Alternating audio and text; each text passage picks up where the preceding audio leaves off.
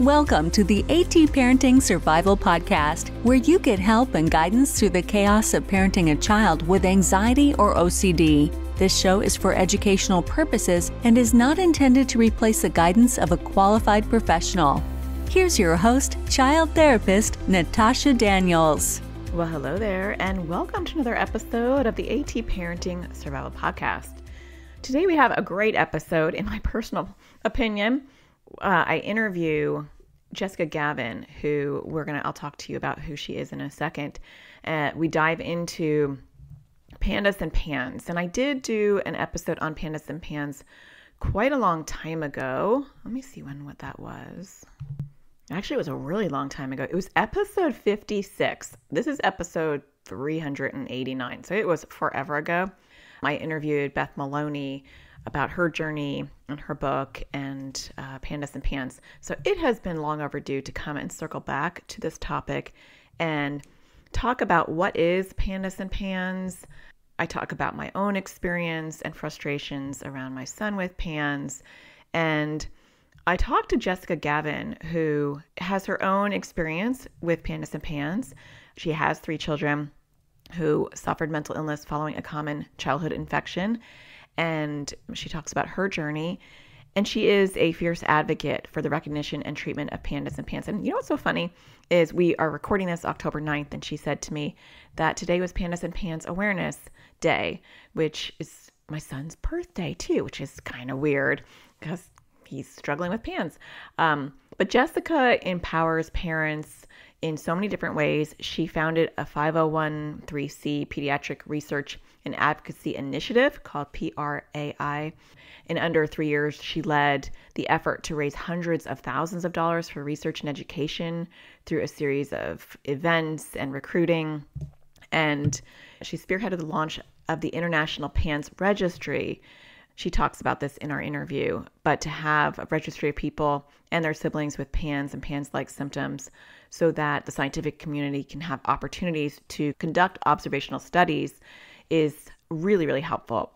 She was named one of Richmond's top 40 under 40 by Style Weekly for her leadership and her focus and determination and hard work bringing, I think, just her awareness to all of this stuff. But she is currently working on increasing participation in a phase 3 pro-PANS IVIG clinical trial, which is so needed, and we talk about in this interview as well. I do also kind of bring an alternative view, not really an alternative view, but also sprinkling in a view from the OCD community. I feel like the PANDAS and PANS world is really, and the OCD world are split in two. I feel like it's getting better and it's not really as much, but I feel like it is either PANDAS and PANS or you're doing OCD and ERP. And I feel like both worlds need to come together. And I see that both as an OCD child therapist and a mom with a child with PANS, where interventions just haven't really been effective as far as the medical route. We just haven't had any success. What do you do with that and how do you deal with it? So we dive very, very deep. It was actually a really great interview. It was nice talking to someone about this, and you get to eavesdrop into our conversation because it's just 2 parents and an advocate and an OCD therapist talking about PANDAS and PANS. So obviously we're not here to give you medical advice. We talk about things, but we often preface it with, we're not doctors. And so take that with a grain of salt. I would say, look at resources. I always refer people to pandasnetwork.org. She is also helping advocate for the PACE Foundation. And so you can go to their website at pacefoundationforkids.org. And that is the number 4. So pacefoundationforkids.org. There is a PANDAS PANS IVIG study currently going on through the PACE Foundation. Your child does have to be relatively newly diagnosed. So within a year, if they qualify, they'd be getting free IVIG, which is very, very expensive, and followed by a bunch of researchers, which would actually be pretty amazing. I wish we were not so far out, but our issue started at 8 months old. So we'd have to go way back. But she will mention the study, and I will leave a link in the show notes as well. But I do want to say it before we even get into it, pacefoundationforkids.org. So check out their resources. There is a link at the very top of their website to learn more about that study. See if you qualify. Before we dive in, another announcement. I am in the middle I'm not really right now because I'm recording this like a month ahead of time. I'm super impressed with myself. But in your time, I'm actually in the middle of a free series, Survival Tools for Parents Raising Kids with Anxiety or OCD. I actually have a ton of parents that follow me who have a child with PANDAS and PANS or other diagnoses. And so a lot of parents who are dealing with PANDAS and PANS take my free series. And so feel free to join. And what I'm doing in this free series is I'm talking to you about how to create a therapeutic home environment. And regardless of the origin of what is causing the anxiety or OCD, at home, we have to kind of reshape the way that we view things, and we have to kind of recalibrate our home to create a therapeutic home environment. And what does that look like? And it looks like a whole bunch of different things. I go about this in the series. I start to talk to you about, how to communicate, help your child communicate their struggles, and how do you create an environment of like when you're dealing with putting out those fires, and when your child's wanting you to accommodate an anxiety or OCD issue, or when they don't want to work on their struggles, or how do you deal with the other people in your family, who need attention as well. So all of those things, we talk about that and a lot more. It is free, and we are in the middle of it. Today is, for you, November 7th, and it's actually October 9th my time because I'm like doing really, really well. But so video number 2 already got released today, but you still have, the series doesn't end until November 10th, 2023, in case you're listening to this in the way future. And it's an on-demand series, and what that means is you'll sign up for it, and then you'll get emails with the video links. And those video links for the videos, there's 3 videos in this video series, can be watched at any time during the series. And so you just go to the series website. When you get registered, you get the link to the series website, and you can watch those videos, and you can watch 2 of them because 2 have been released.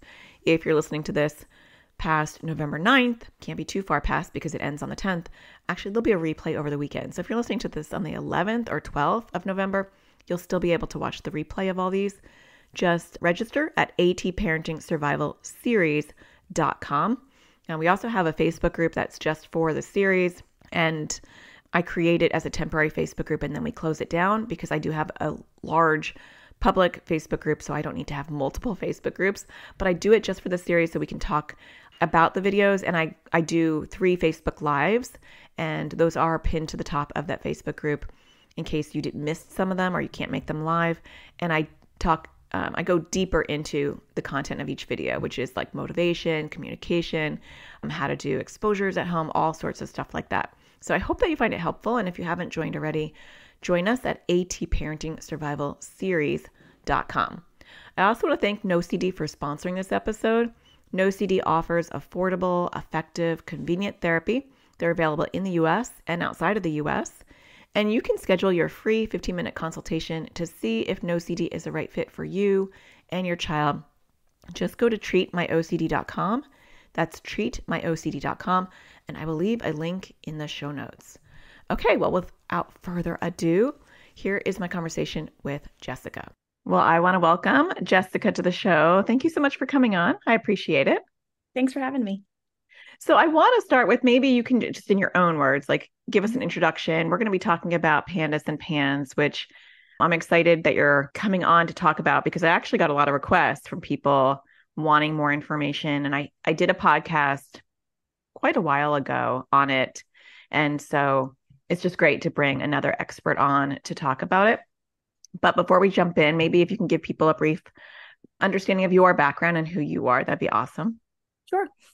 So most importantly, I'm a mom to 3 kids with PANS and advocate for the community. So what PANS stands for Pediatric Acute Onset Neuropsychiatric Syndrome. And then PANDAS is a pediatric autoimmune neuropsychiatric disorder associated with strep. So a child has abrupt onset of symptoms of OCD or restrictive eating, tics, and then other symptoms have to coincide with it, like ADHD, urinary frequency, emotional ability, and things like that. PANDAS was actually discovered before PANS, but it's a subset. And basically, it's this immune reaction that happens. They think it's an autoimmune condition where autoantibodies attack the brain when a child has strep throat. PANS is the broader kind of term where anything anything can cause it. So any kind of illness or environmental triggers, allergies, kind of things like that. I think I assume that a lot of people know what PANDAS and PANS is, but there's a lot of people most people do not actually. That's kind of why you're on here, is to spread this information and give them some understanding. Let's just start with the very basics. What are some symptoms that parents can watch for? Because I do think that once people hear about it, they think like every parent thinks their child has PANDAS and PANS as well. So there's like this continuum of concern. It's like there's parents that really should know about this, and their kids have clear signs. In my community, I'll be like, "Whoa, did you test them for PANDAS or PANS?" And they're like, "What is that?" And I'm like, "Okay." And then other people where they have very classic OCD symptoms with no real PANDAS PANS symptoms, and they're going through a battery of tests. So let's talk about some of the symptoms or red flags first. It's a little tricky because there has not been enough research on PANS and PANDAS. And I think that's one of the reasons why, it has not been, wildly embraced or accepted. And it's not what you hear about when you come in with the, symptoms of OCD in kids. So let me start with what the definition, is of PANS and PANDAS, like where the symptoms according to the clinical criteria are, right? So one of the classics is abrupt onset. You had a child who didn't have any symptoms prior, and they have this abrupt, dramatic onset of either OCD or tics, or OCD and eating restrictions. So it's kind of tricky. For PANDAS, you have to have either OCD or tics, and for PANS, you have to have OCD and or severe restricted eating patterns, along with two other symptoms from this kind of long list of symptoms, which include ADHD, emotional ability, urinary frequency, sensory processing issues, and things like that.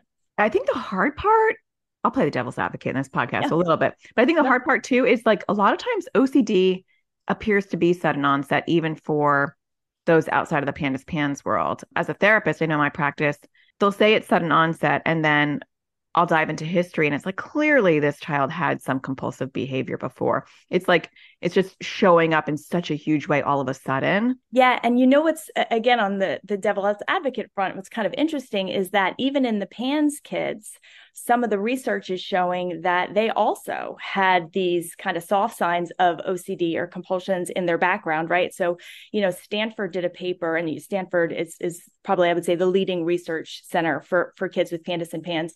And one of their early papers actually showed that kids that had these disorders had some OCD or those soft signs earlier. So, it's kind of a question of that abrupt and dramatic. Does that mean abrupt and dramatic, you never had anything in your background, or does that mean a severe worsening of symptoms? Right. And I don't know that that's been totally clarified. So oftentimes we'll go into a doctor's office and they'll say, "Oh, well, you had some OCD in the background, so it must not be this, because it has to be abrupt and dramatic." But again, some of the early research is showing that even those kids also had some of those soft signs in the background. So I think that's one of the major challenges, is that it has not been researched enough to really clarify, and to be able to tell which kids have it and which kids don't. So it's a clinical diagnosis. There is no, tests for PANS, which makes things even more tricky without a biomarker of kind of seeing who's included and who's not. Yeah, I think that is the trickiest part. I know, because my son has PANS, but we'll talk about that as far as what that means, and my daughter does not. Although I feel like science will eventually show there's a huge correlation in inflammation. And I feel like a lot of us that feel like there's a genetic predisposition to our kids having mental health issues actually have a family history of more autoimmune issues and inflammation. And that's how it's showing up. And so a lot of those environmental factors that cause inflammation are also implicated in, OCD issues, because to me, it's not rocket science. It's like, yeah, if there's inflammation in the brain, these are some of the symptoms that are going to pop up, especially if it's in the basal ganglia, which is kind of where OCD is sitting. That just makes sense to me. But I feel like there's just so many different origins of how that inflammation can show up. I guess that's why there's this huge question mark of like, what's causing it, or how do we test for it? Yeah, exactly. You have some of these kids who have even the dramatic abrupt onset, and you can't find a trigger, right? Like you can't find what caused it. And, there's, maybe no history of OCD, in their family line, but you don't know what happened, and there was no soft signs earlier. And, but even then, if there's no test for it, right, and it's all a clinical diagnosis and you can't find an infectious trigger, it's hard, right? It's hard to kind of say, well, what do we do now, right? As far as the clinicians go. And parents, really. Yeah, definitely. I know for my kids, I feel like with my son who was diagnosed with PANS, but like a soft diagnosis, they were like, there's no smoking gun, and we really don't know. We didn't find anything in the blood work. He did have Hashimoto's, but his labs are fine now with that. So some autoimmune things, but diagnostically, he looks squeaky clean. We're still in the middle of this. We're like in the thick of it. But the PANS diagnosis, I think, was because of his history. I think sometimes when you have that severe restrictive eating, that is so severe, needing to, consider being G-tube. That's kind of where we're at with him right now. And you have severe mood dysregulation. I mean, I'm just trying to help the audience see like maybe the difference between because I have both, and so although who knows with my little one, she's not that little, she's actually 12 now, but, urinary incontinence, although that's always been a consistent thing. It's not a sudden thing. ADHD, difficulty focus. This is all my PANS son, difficulty focusing. Even his handwriting, I think at one point went very wonky, which is another sign of PANDAS or PANS. That's a big one. Just like inability to kind of focus and retain things. And so it looked very different to me than my daughter with anxiety and OCD, both my daughters with anxiety. And so I think sometimes looking at that, hearing these symptoms and looking them as like a cluster. Yep. So if parents are hearing this, what would be the first step? Because the first thing is like understanding what it is, which is mushy, it's like, what is it? Because OCD can look like a lot of these symptoms too, which gets tricky. It's super tricky. And not only that, like, I think we're going to find out that PANS, right, is this huge spectrum, right? That mental illness is involved with the immune system and inflammation. And it's all different flavors of this, full picture of, I listened recently to one of your podcasts. You had on a nutritionist, and I apologize, can't remember her name. It was one of your last couple of episodes. She was talking about all of the things that can cause inflammation, right? And those are all the same things that are causing inflammation in our PANS kids too, right? So, do you call that PANS? Probably not according to the diagnostic criteria, but it certainly appears that, the spectrum is so large now, and it's kind of like, I think where the triggers happen and what your genetics are kind of makes up how it looks different. Right. And again, I keep saying, but that's what makes it tricky. But truly, that's what makes it tricky. With parents, I think trying to look and decide whether this is for them. One of the most helpful things it has been to talk to other parents who have it. Right. So I think that helps tease out. I know it did for me, like speaking to other families who went through the same thing and saying, okay, that sounds just like what we went through, has been probably the most beneficial, community of people who have gone through it before. Yeah. So if parents are saying, wow, because I mean, to me, and I couldn't tell you exactly what it is, but I can tell in my community when someone's describing their child, it just, to me, it like sticks out when it's PANDAS or PANS. Yeah. And I wish I could kind of articulate what it is about that. And I can actually tell when it's not, not that I would say that to a person, but, I could tell that they're just looking, they're going down that rabbit hole because I think for some parents, it's just more comforting for it to be quote unquote medical.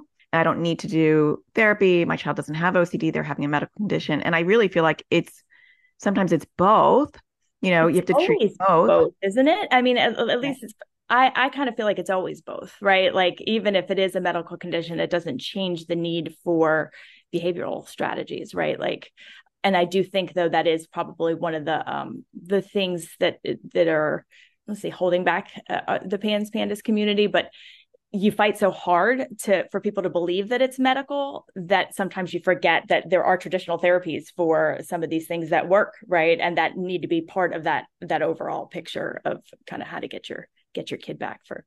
Yeah. And I do feel like I agree with you. I feel like OCD is a neurological condition. I feel like it has to do with the basal ganglia, and what it is that's impacting that circuitry is different for each kid. Whether it's neurotransmitters or glutamate or inflammation. But that area, that circuitry is implicated. And a lot of times it is autoimmune. It is a sickness. It is inflammation for whatever reason. Right. So where would a parent start? I know this is the trickiest part of this whole conversation. Right. Where do parents go? Yeah. So I would hope that they go to their pediatricians, and when they go to their pediatricians, they might not get, open arms, and like it has been caught up in a controversy for 2 decades of, is it real or is it not real? Right.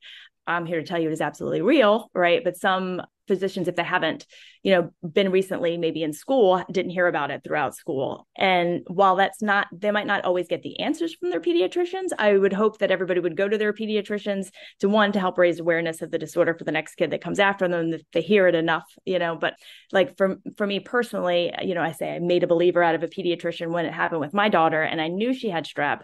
And the pediatrician kind of looked at me like side-eyed, no, I'm sure that's not this. And I said, please just go ahead and test her. And they actually tested her throat for strep, and she did not have it. And I was like, I'm telling you, she has it. She probably has it perianally, because I'd heard some kids have perianal strep.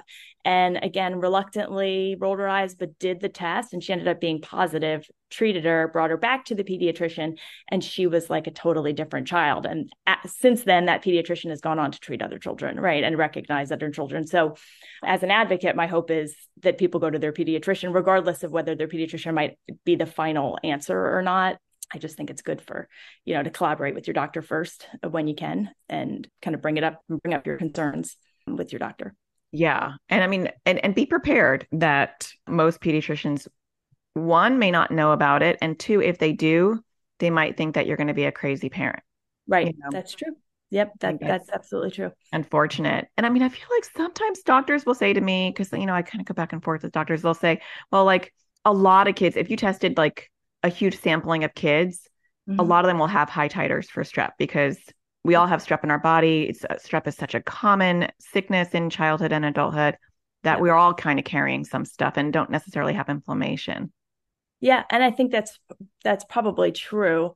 The rebuttal would be, if you treated those kids, would their neuropsych symptoms go away? Right. So, it's obviously not medical advice. I'm not a doctor, but one of the things that often happens in our community is doctors will say, like, to troubleshoot whether it's PANS or PANDAS related, to do what's it called, an Advil protocol. So you do Advil, every 6 to 8 hours around the clock for a couple of days. And if you feel like, and anybody who is a PANS mom will knows exactly what this means when I say it, that you're no longer walking on eggshells around the house, right? Everything is not so explosive at home. It might be an indication that it's an inflammatory nature and that you could be dealing with PANS and PANDAS. And, and Advil is not too invasive of a trial. So I think that's what most conservative pediatricians kind of think is a first step to troubleshoot whether or not that's what you're dealing with. Yeah.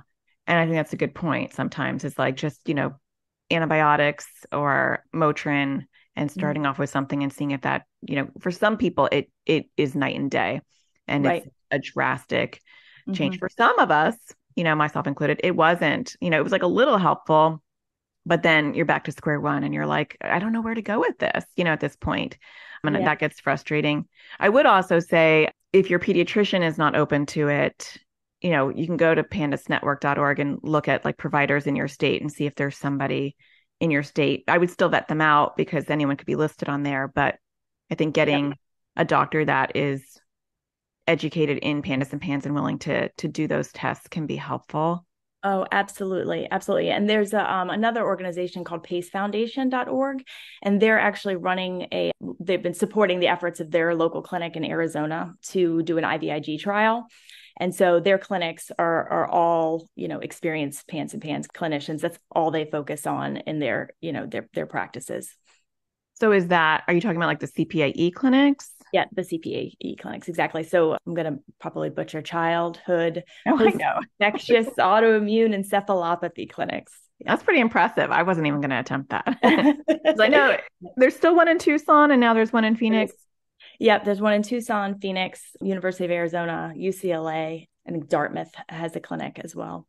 So they're doing a large scale IVIG trial. And one of the reasons I became an advocate was when I first came in, all I had heard was if you could just get your hands on IVIG, it would make it all go away. Right. They called it one and done, this one and done high dose IVIG, which is immunoglobulin treatment to treat the immune system, that if you could do that, the symptoms would remit. And why can't we all just get our IVIG? Unfortunately, we did 6 rounds of IVIG and saw no symptom improvement at all. Right. And we absolutely have PANS because respond beautifully to antibiotics and steroids, but IVIG didn't work for us. So they're doing a study, which I think is great because it's a very strict criteria on kids who very recently had their onset of abrupt onset, OCD, and these other symptoms to see if it's treatment. And it's in the 3rd phase clinical trial, which, is kind of the gold standard. So it'd be very nice, to put that to rest of whether IVIG is an effective treatment for these kids. So the study is really trying to figure out if you can catch it early enough, if IVIG is like a really good frontline treatment. Is that what? Exactly. Yep. Okay. And so is it just for people in Arizona or is it? Nope, it's a global? I think they're actually getting another site internationally, but right now it's in the US. Yep. So, and it's also outside of the CPAE clinic. So Stanford is participating as well as Harvard and Mass General, who has a clinic. Wow, it's so good to see all these like universities participating in PANDAS PAN studies. That's good.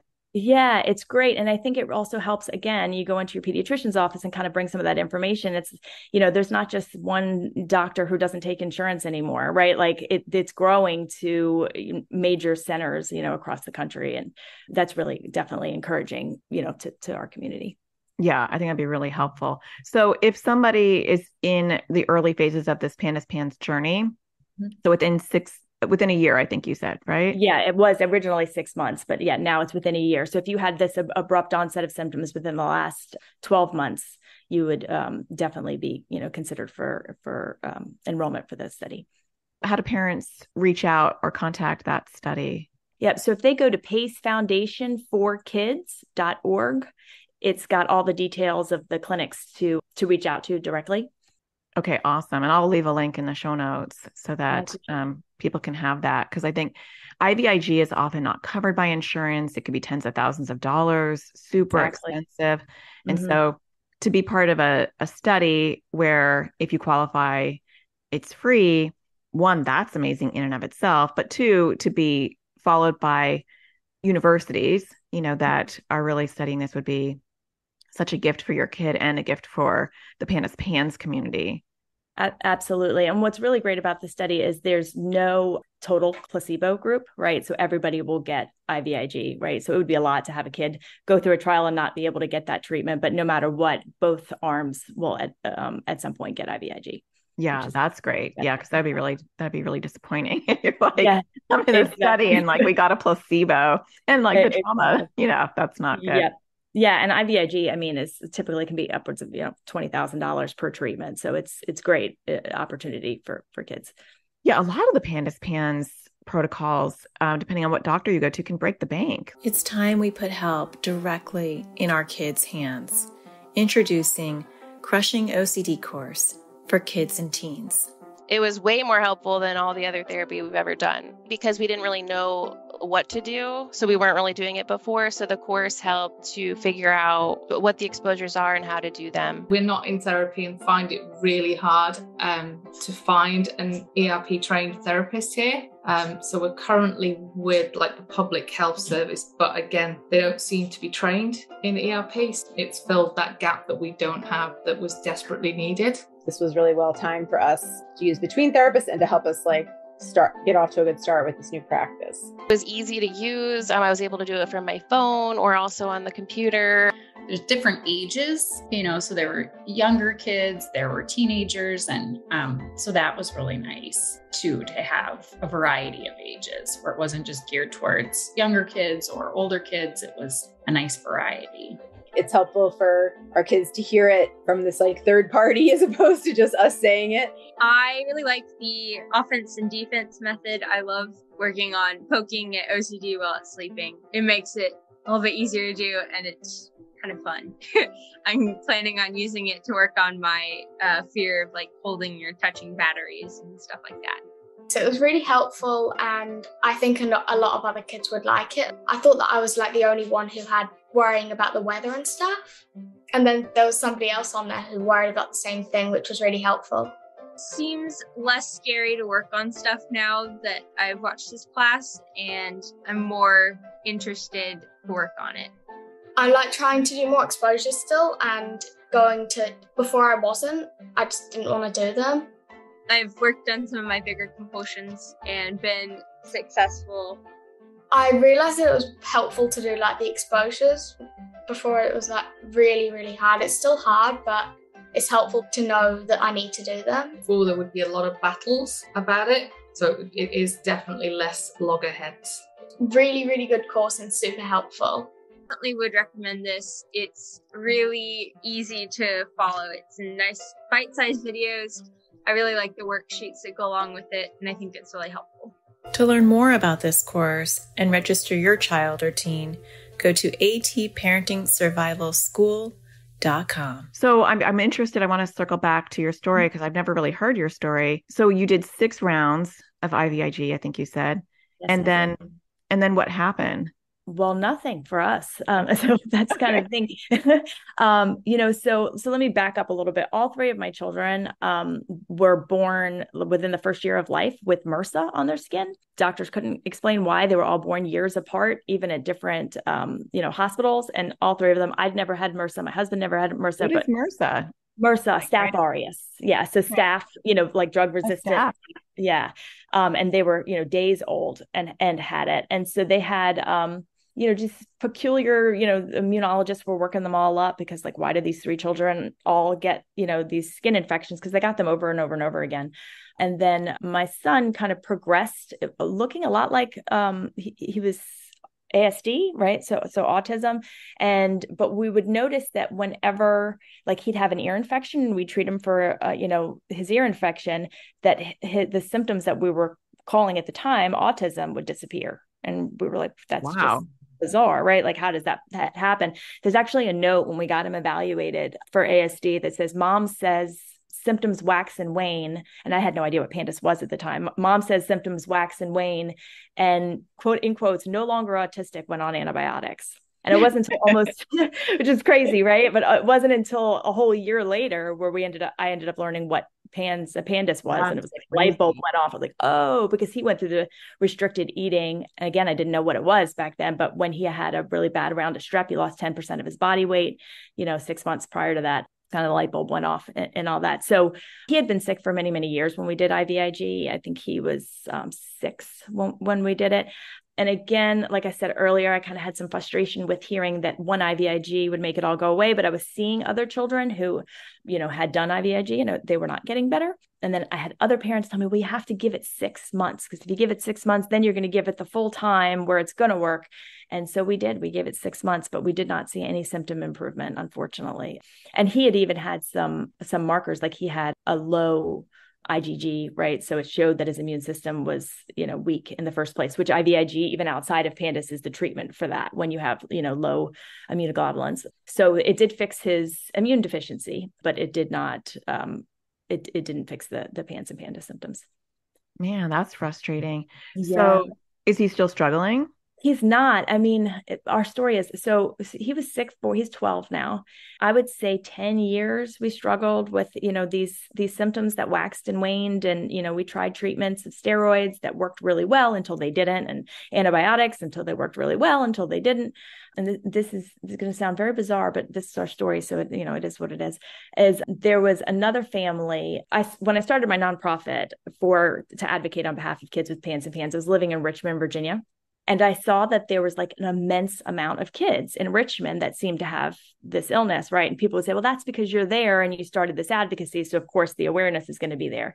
But I always said, well, no, the advocacy went off like that because they were already there. And when I started the work, I just already had 50 families that were all like, hey, I think my kid has this condition.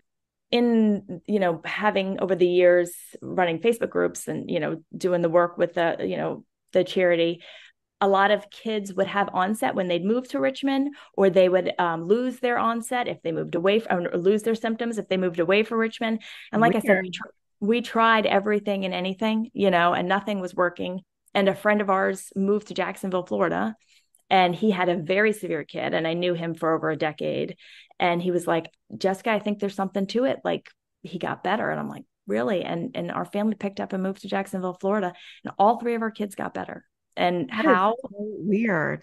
So weird. How? I have no idea. I have no explanation for it, but they did. They all got better. And like I said, my son was really, really sick for very, very long, and they all got better at the same time. Were they born there? They were born in Richmond, Virginia. Yeah. They were all born there with the, the skin, wasn't Exactly. hospitals, different states. Do you have Yeah. any, speculation? I'm fascinated by that. Yeah. So they go to an outdoor school, right? So they were homeschooled prior because they just couldn't handle being in school. So we thought, as a, go between before trying to put them back in school, that we would try this homeschool co-op that was an outdoor school. And I was like, hey, I'll give it a shot. COVID had just happened, and we were all tired of being inside. And I was like, all right, this is an alternative. And I can't help but wonder if that has something to do with it, right? So they're in this beautiful forest, rolling around in microbes and playing in the dirt. And, our world you don't do that anymore, right? And so there's a little part of me that wonders if their immune system just kind of rebooted as a result of being in nature. That's you say it's speculation, that's the best I got, but that's all I can kind of think, because they all 3 got better. It would be one thing if one of them got better, but they all had PANS, and with different severity. My son was very severe. So he's in sports now. He wouldn't leave his room before. He plays soccer 3 days a week, pickleball. He's in school. It's just totally different kid. Crazy. Yeah. And I mean, I'm glad, not for you, but I'm glad that you're sharing a story where it's not it's a realistic story, because I get it. I feel like sometimes when we talk about PANDAS and PANS, it's then they were diagnosed, and then they were put on this antibiotics, and then they're completely better now, which I think does happen for a lot of people, Sure. Especially if you catch it early, or there's something that is really causing active inflammation or an infection that you're treating. But I think a lot of us have this no idea where to go. Things are not helping, and you're I don't, my son, I feel like he clearly has PANS. I mean, he just checks every box. Yeah. He doesn't have flares though, so I don't know. Mm-hmm. Did he ever? It's hard to say, because he had restrictive eating at 8 months old.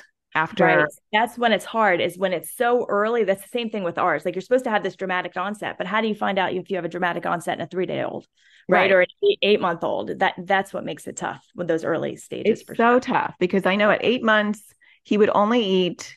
He had an extreme strep infection at 8 months old, wherein the doctor said he couldn't have strep. He's too young. And I said, please just, swab him. And he did. And I think he had Rogeria, or he had the rosy cheek at one point. When he was 4, he had another infection. But at 8 months old, he ate banana yogurt, and he would not eat anything else, no milk, no water, literally nothing, for 6 months, where I had to call the pediatrician and say, can a kid survive on banana yogurt? Right. Well, I think there's enough liquid in there. But I mean, I would fill up my Target shopping cart all the way to the top with banana yogurt, because Gerber banana yogurt, that's all he would eat 4 times a day. And so that was a lot of banana yogurt. And then just 6 months later, it did resolve, just disappeared. He was able to eat again. So there was that cycle right there. Yep. But then it seemed and then I think at 5, he had restrictive eating again, where we dealt with it. And then at 8, it came, and it has not left. Today's his birthday. So he's 14 today. And I feel we get little reprieves, but it just feels like an ongoing problem. Right. Well, and that's those are the chronic kids. So that's where my son sat for very long. And I tell parents the same way, that there's still hope, because my son was that chronic. It stopped waxing and waning, and had not waxed and waned for years until he got better. Right. And I say all the time, had I known back then what I know now, I would have slept a lot more. Right. Because he was so chronic. I honestly thought we weren't going to be one of the lucky ones that got out, right? That saw that healing. But we did, and it's made me even more curious about how this, condition works, and what, it is so fascinating. Well, one kid, gets better on this antibiotic and the symptoms reprieve. Another one does the exact same antibiotic and has, and nothing happens. Right. And it's why these studies are so important as well. Right. Like, so that we can try to subgroup out, hopefully, of kind of what treatments work. Maybe are there a certain set of conditions or timing that happen, that make that, this treatment work for this child and not for this one. Yeah, I do feel like there's so many nuances, and it's so much more complicated than my child had strep or didn't have strep or has an autoimmune issue. I feel like it's so complicated, and we need that research, and that research just hasn't been there in the past because people just disregard it as an option, which is so bizarre to me. And then COVID comes and everyone's, inflammation is part of COVID, and all of a sudden health issues are on the rise, and, big, news outlets are reporting inflammation and mental health are, there's a correlation. You're like, oh, really? Oh, really? Exactly. I know. Shocking news. Exactly. No doubt. So one of the things I didn't mention early on, but that I had worked on prior to helping recruit for the trial, is I created, along with Dr. Masterson, Erin Masterson is her name. She's a researcher that works at the University of Washington. So we launched this large scale patient registry. I think it has roughly 3,500 children in it. And it's both siblings, healthy siblings, and children and adults with PANS, in hopes of kind of being able to do an analysis of subgrouping to see if there's any rhyme or reason to why these kids got better, or these kids didn't, or, this background, they have all these, immune conditions and these ones don't. Because over the years, I started to notice that there was a lot of things that parents were saying online, which is why my immediate reaction is, go ask other parents that are going through this, where you weren't seeing it in the literature or hearing about it in the doctor's office, but parents were talking about it. It's like, yeah, my kid too. So things like hypermobility, right? So I started to see that a lot of these kids had, severe hypermobility of their joints, right? Really? So then the question is, does that have anything to do with PANS or PANDAS? And we don't know yet, but the hope is with the registry that there would be enough data that, some researcher might want to take it on and say, hey, is there a correlation here that's worth studying? That's interesting. You also see POTS. Both my older daughter and my youngest have hypermobility, and also slow digestion, which I think sometimes comes with it. And so a lot of gastro issues with their digestion. There's a lot of medical stuff going on that you're like, there's got to be a correlation between a lot of this. Exactly. And I think that's a lot of times when you don't see that classic PANDAS, or, where you think of those kids who have that severe onset and then they get better immediately with one IVIG or a long-term, round of antibiotics, is when they have a lot of those kind of that web of other stuff going on, right? So what led, that whole analogy of the bucket, right, is things keep on getting added to the bucket, and then PANS is just this overflowing of it, where then you see this dramatic, onset of symptoms. Yeah, and then you really don't know where to go with it. Right. Not to be the Debbie Downer on this episode, but I feel like my son. So if you did an MRI of the brain, I was just doing some research on this, because you think, okay, if there's inflammation in the brain, then you could do an MRI of the brain. But a regular MRI doesn't really show inflammation unless it's just crazy. Right. I did see in my very short research that there was a research study that looked at PANDAS brains MRIs, but they had to. It was a different type of. It was definitely a specialized MRI that our kids aren't going to be getting, because my son is actually supposed to get an MRI in a couple of weeks, just because I'm being a really annoying parent. I'm right. There's something wrong with him, and you're telling me that you're going to G-tube him if he doesn't get better. And I really feel like there's something physiological going on besides your classic OCD, right. And he's dizzy, that's an added, but the GI doctor says he's dizzy because he's not eating. And I'm like, that's valid, right. But he ordered an MRI because I'm being annoying. Okay. Good for you. I know. I'm like, oh, I can't wait. And where he's going is not PANDAS friendly. I know this for a fact, and so, but they're good doctors there, but I'm just like, we might have to shift our journey, because I know there must be something in the file that says crazy parent, PANDAS parent. Oh yeah. Because they all look at me like they dismiss him very, very quickly, which is very frustrating. And everything always comes back squeaky clean. Nothing. Nothing wrong with this kid. Yeah. Yeah. And that's, sometimes people come back and they're like mad that they didn't see it in the labs. And it's like, that's actually just more of an indication that it might be this because like so often we can find nothing. It's really is quite bizarre that, yeah, a lot of times the tests just come back inconclusive. Right. And everybody's like looking for that smoking gun of what the thing is. And it's interesting because even when you do find something, then it's, well, a lot of kids have titers. And it's like, well, then what are we testing for? Right. Like, or what are we supposed to do with that? I mean, right. If it's titers, strep titers, okay, then you can, do the antibiotics. And for those kids, it can really work if that was what's causing it in that moment. But kids like mine, where the inflammation is probably so microscopic, and obviously I'm not a doctor, so I'm not a neurologist, so I don't know what I'm talking about, but I'm imagining it can't, unless you're looking for it, you're not going to find it. And then how do you treat that? And Motrin for long periods of time didn't really seem to impact him greatly. And now his stomach is just ripped to shreds. So it's tricky. Yeah, it really is. And I feel for you. I know, like I said, my three were sick from birth too. And it is harder to tease out, I think, when that happens, because it happened, so long ago, that I do think when you have the onset sooner, the troubleshooting seems a little bit easier to me, at least, of like what preceded this abrupt onset of symptoms that might, be at play here. Yeah. I mean, some parents will be like, my 7-year-old was doing great. They were playing sports. They were smart. And then they woke up and they literally couldn't leave their bed, or their hands are raw, like drastic, sudden onset. Like those are much clearer than the ones I think that are like our kids, where it's really from birth. I mean, for him, it's since 8 months old. And it's like, and there's really not a lot of intervention to do with that, because then what do you do with that? It's not like we can treat him for mold or Lyme. Like these are other things that are implicated in PAN's world. It's not like he's got an infection or we can't move out of our house. It's like, right. Yeah. It's tough. It's, as you were talking about it, it's even more, because I always used to feel like, on the media shows, like whenever you see anything about PANDAS and PANS, it's the depiction of the kid that was a star football player who then lost their, mind overnight and then had this severe onset of symptoms. And I actually think that does a disservice to the awareness of PANS and PANDAS, because then if you don't look like that coming into the doctor's office, it's like, well, it can't be that, right? Or, you've been dealing with that for so long. Obviously, it can't be that. But I would even go and venture to say that I think it's actually more common to not see that presentation than to see the one where there was nothing in the background ever, and then they had this dramatic onset of symptoms, right? Yeah.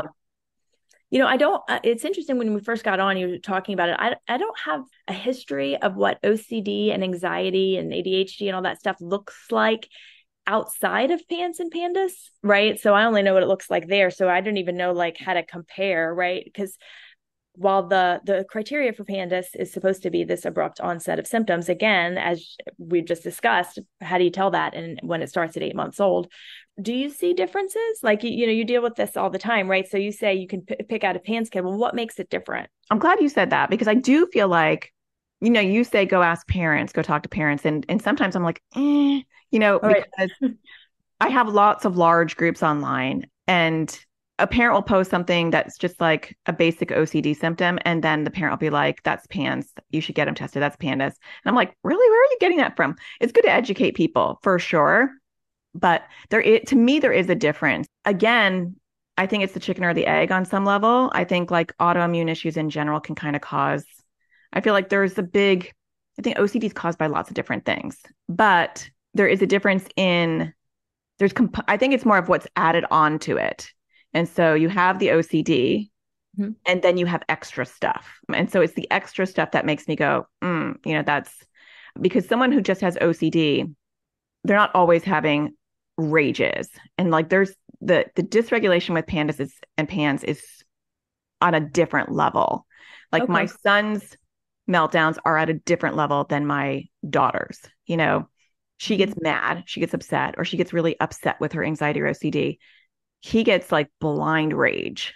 I can't reach him. That's a component that I tend to see, is that just real spike in dysregulation that I don't see as consistently. And obviously I'm not a PANDAS expert, so that's just my caveat right there. No, that's okay. But I also, that restrictive eating component is there with most kids with some sort of PANDAS, and so, and that looks different to me. Like I can't even pinpoint why he's not eating at this point. It's like, and he can't even tell you. It's like his brain is just like, Yeah. I can't do it. Where when I've worked with kids who have some eating issues and it's purely just in the OCD category, it's like very specific. Maybe Like it's a sensory? sensory thing. It could be sensory. My oldest daughter has sensory processing disorder. It was lumps and bumps, and she was failure to thrive. She was definitely not eating. So she had ARFID, but she also hated tags, and she also hated her socks, and she had no other symptoms of PANDAS and PANS outside of she had a sensory issue. So she had SPD for sure. And then once we worked on that, she's fine now. She's 20 and she's eating and she's fine. Right. She's her struggles, but she's fine. But with him, you'll be like, why are you not eating? And he'll just be like, I just can't do it. It's like there's like a block in his brain. He'll have reasons. Sometimes he's afraid of choking. Sometimes it looks like a cartoon character. Sometimes it smells weird or it tastes weird. But I think that restrictive eating there's like a way that it looks. Like, it's hard to articulate. Obviously, this is not like diagnostic criteria. Mm-hmm. Right. I feel like, and then it impacts a lot of other physiological things. Sometimes they have acute separation anxiety. I don't know. I just think it looks different. So with people who have anxiety and OCD, there's just a look to it. If you just have a child that's just hand washing, that doesn't necessarily mean they have PANDAS or PANS, or they're having everything's contaminated, or they have scrupulosity, OCD themes, like they're not having any other symptoms outside of just the very classic OCD. Just the classic OCD. Okay. Yeah. So you're saying that it's really you think all the other symptoms alongside it and potentially severity of those. Yeah. I think it's those added components. Like when you look at, math struggles at one point, my son's not struggling with math anymore. Like the handwriting going sideways, the mood dysregulation, the urinary incontinence. He's had urinary incontinence forever. The food restriction, the separation anxiety, the tics, but all together. Because, you can have someone who has OCD run in their family forever. That could be an issue with glutamate or the neurotransmitters or something totally maybe separate, still physiological, but not about PANDAS and PANS. And I actually just lost my train of thought. That's okay. I love that. Woke up too early today. But like they're not going to have, like, everyone in their family is going to have OCD symptoms, and they're all going to, it runs in the family and it all kind of shows up in the same way. They're not going to necessarily have, that's what I was going to say. It's common to have comorbid conditions. So it is common for ADHD and OCD to be together. It's common for people with anxiety or OCD to have separation anxiety, but it kind of just looks different with PANDAS and PANS. It's like all of a sudden they can't be away from their parent, like they're intensely afraid, like they're immobilized, and an odder, less clinical separation anxiety in the classic way. Mm-hmm. But I think that is the risky part, is that parents hear one component, like, oh, he has tics and he has OCD. Have you checked out PANDAS and PANS? Well, that's a comorbid condition. A lot of kids, my daughter has tics and OCD and anxiety, but really, I don't think PANDAS and PANS. It's messy. It's really hard. Messy. It really is. I'm sitting here thinking, like, how would you tease that out? It's messy. Yeah. I mean, I think if you're concerned as a parent, it's good to get a diagnostic workup. It's the first step, because you might be that parent where they go on antibiotics or they take ibuprofen or they're treated for an infection and they get better. The tricky part too, though, I think, is those neural pathways are already then carved in and developed, and you still have to treat the OCD therapeutically as well. The adjunct, I think it has to be medical first. Sometimes kids are so medically unwell that they can't jump into ERP or anything like that. Like, that's ridiculous. They need that medical intervention. But then I think sometimes people are so far in the PANDAS and PANS world that they think, why would I need therapy when it's a medical condition? It's a medical condition. Yeah. Yeah. And it was, I think I actually used to fall into one of those categories where I was like, it's medical. So once we fix the medical, but it just makes sense that some of those things, if you're learning them, throughout your life, that I do this, even when the illness is gone, you still have this behavior patterns. I mean, I wasn't ill and I still hear my child whine over something like wanting a snack, and my entire body goes into fight or flight mode, because of my experience. Right. And so I need therapy too. Right. Yeah. As a result. Right. So that makes sense to me, that just because it's not, or just because it is medical doesn't mean that you didn't still continue to do these behaviors over several years, that there's not going to be something that needs to be, reworked. Yeah. Yeah. Or, I mean, with my son who has PANS, like, yes, I think he clearly has PANS. We haven't found a smoking gun that we can treat.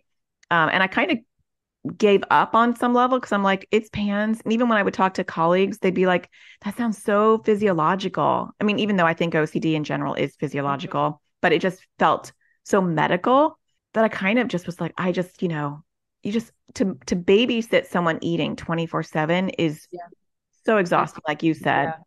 And you're just like, I don't want to babysit you eating anymore.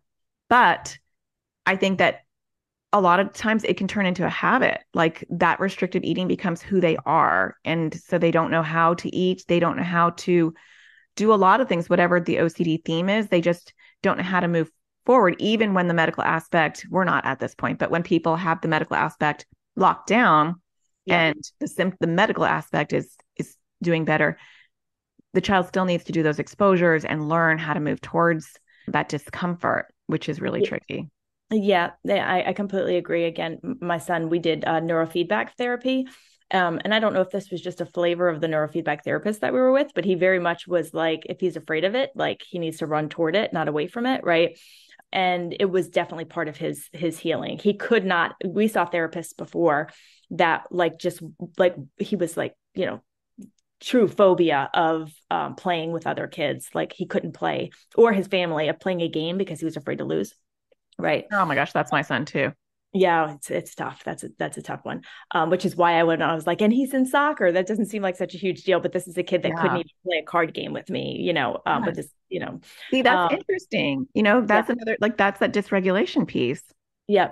And the neurofeedback, like having the therapy, even though he was healing medically, right, he still had been telling himself for however long that, he's afraid of playing, let's say. So even though medically he was feeling better, he still had to have that, even though it wasn't a true, CBT type therapy, we exposed him and we made him go sit at a soccer game. We made, until he got, and now he's doing all those things. So I probably would have fallen into the category of someone who said, oh, it's all medical. What do we need therapy for? But I learned through the school of hard knocks here that, it humbled me to say that, that the therapy piece is, at least it was for us. It was a definitely a part of the overall picture of healing. Yeah. Yeah. And I mean, I honestly feel like OCD is caused by something physiological. And some things can't be, well, I don't want to say can't be fixed, because hopefully with research, they'll figure out the right medications and the right treatment, whether it's an infection or whatever. But once those neural pathways are there, that the OCD is kind of like taken over, regardless of whether you kind of get things under control. And then teaching them to walk towards their discomfort once they're stable is so important. So I think parents who are in the OCD world and don't know about PANDAS and PANS need to know about PANDAS and PANS, because they're missing something. I have a lot of parents who have said, like, I don't know, I said weird, like said. They'd come to me, I get this feedback all the time. Like, I didn't know about PANDAS and PANS until I heard you talking about it. And I got tested and he clearly has this, and we're down this road and he's doing so much better. And it's like, how many parents are missing that because they don't know about it? Right. And so, and then I do want to just put a little, like, get a little bit on my soapbox about the reverse, that all OCD is medical, if we want to really argue that on some level. And the therapy approaches are important too. I think kids with PANDAS and PANS are sensitive to psychotropic medication. So that's another reason why it's helpful to know what you're dealing with, even if diagnostically they say, because it's not like they take a blood test and then they're like, oh, your child has PANDAS or PANS. Maybe something pops up, or maybe you're like me and nothing shows up, and it's not like they can even take an MRI and necessarily say something pops up. But at least like, I know my son he doesn't have the profile of just someone with OCD. He's got other issues going on. And so understanding the dysregulation, understanding the restrictive eating, like having an understanding of it and knowing, like, when I need to back off and be like, okay, well, he's just really not well right now. That helps. And then knowing that even though there's no medication I can give him, or IVIG, I don't think would help necessarily. I don't know. I'm not willing to do 6 rounds of it for sure. Because I don't know unless I really knew that, there was an issue. But I do know, unfortunately, by trial and error, that psychotropic medications are a no-go for him. I mean, he had activation syndrome and went off a cliff almost literally, and so. Yeah. And I would say that is, we're talking about it, I almost feel like I'm failing a little bit on it. Like, how do you know your child has? Because I'm like, it's hard, right? Like to know. But there are things that, while not, it's certainly discussed in some research literature, but nothing validated in some of the PANS and PANDAS studies. But one of the majors is these kids really oftentimes cannot tolerate SSRIs or those type of drugs in the same way that others can't. So it's not that it's never part of the overall picture, but they say when you're going to do it, you got to go very low, like 1/4 of what you would typically prescribe, and because they do seem to have this really severe, and I think that's super common in PANS and PANDAS. So again, to the parents out there that are listening, wondering, like, could my kid, that's certainly an indicator that something else might be going on, is when they're just really poor responders to antipsychotics, like, or anxiety or any of those meds. Really, they have not all across the board, but certainly it appears that they have a very difficult time with trialing them. Like, one pediatrician told me one time, I know, I start thinking PANS and PANDAS when we're on our 3rd medication and they're just getting worse, instead of like something actually hitting to alleviate any of the symptoms. Yeah. And I mean, a lot of kids do go through like a zillion medications. I mean, that is kind of part of the journey of anxiety and OCD as well, though. But I think it's the sensitivity, that reactivation syndrome, they become suicidal, or they become self-harming, or they become manic, or impulsive. You're seeing like they're activated by it. And again, obviously I'm not a psychiatrist, so talk to your psychiatrist, but I know that I hear that a lot too. Like, it is hard to verbalize what is the difference between PANDAS and PANS and maybe your typical anxiety and OCD journey, because they do look very similar. But I think it's the add-on stuff, and that is another add-on. And I think that is the fortunate aspect of getting a diagnosis is, well, I want to be really careful with SSRIs. It's not that you're not going to necessarily have those prescribed for you. We did some gene testing, which again is controversial as well, but we went through GenoMind, and there's GenoSite. There's a whole bunch of them. And you have to take those results with a grain of salt. So a lot of doctors won't do it because they don't feel like the research is there yet. But I'm like, if I can have a little flashlight into what he's going to metabolize and what he's not. Right. Let's do it. That's how, after you have a child that went through activation syndrome, and it took 3 months to get the smallest dose of Paxil out of his system. Yep. I was like, I'm not giving him anything until I see a little flashlight of what to give him. And the results were like, just don't give him any SSRIs. And ironically, and I don't know why they tested for this, it said, don't give him Motrin. Oh, interesting. He can't metabolize Motrin. And so I'm like, oh my gosh, really? Right. The one thing, the one tool, right? I know. Right. So, those things can kind of help, because then there are other families of medications. But I mean, whenever I tell a psychiatrist, like, he's taking 1/4 of what you're prescribing, they're always like, that's literally inconsequential. And I'm like, you don't understand. Right. Like, no, it's not. Right. Not exactly. So not yeah. For him. Yeah. So this has been really helpful. I think it's just a great discussion for families to hear just the overall picture. I just wanted them to see the whole big picture of PANDAS and PANS. I'm sure a lot of families listening are at least under a year in their journey. And so if we can just talk again about that study, because until we get more research, families like myself are going to be, barely treading water. Yep. The website is pacefoundationforkids.org, and it is a phase 3 clinical trial for IVIG treatment, which is said to be the gold standard for PANS and PANDAS. Yeah. And I know, I mean, we went to CPAE a couple of times early in our journey until I realized I don't think there's anything that we're going to be able to do. And I think it's fantastic, the work that is being done. So I appreciate you coming on. Thank you for being an advocate too. As a mom, I just want to thank you, because it's not too far out in it's not like you are talking about your adult 30-year-old. Yeah. Well, I took a year off. So I was like all in, and I needed a year. I took a year, and then I kind of started to get back into it a little bit. Once he started to feel better, I started to feel a little better, So yeah, I'm happy to do it. I mean, there's so many kids out there that are suffering, and like we talked about, there's a lot that can be done, even in some cases where, I think it's a tougher nut to crack, if you will. Again, from my experience, is like, if we can heal, I think there's hope out there for kind of everybody. Absolutely. And you can't heal if you don't know about it. So Thank you for spreading the word. I appreciate it. Yeah, thanks for having me on. I appreciate it too. Well, I hope that you found that interview helpful. I think I just enjoy talking to someone and being like, what can they do? My son has PANS. What are we going to do? Because we're kind of in the thick of it right now. So I hope that you found it helpful for me to kind of just play devil's advocate and look at PANDAS and PANS from all different angles. And I think it was really helpful to talk to a mom and an advocate who had seen it just through the medical lens. So the website that she was talking about, again, is pacefoundationforkids.org. They are still actively looking for kids in the study. And honestly, for anyone who has looked into IVIG treatment, knows just how incredibly costly it can be. A lot of times insurance does not cover it.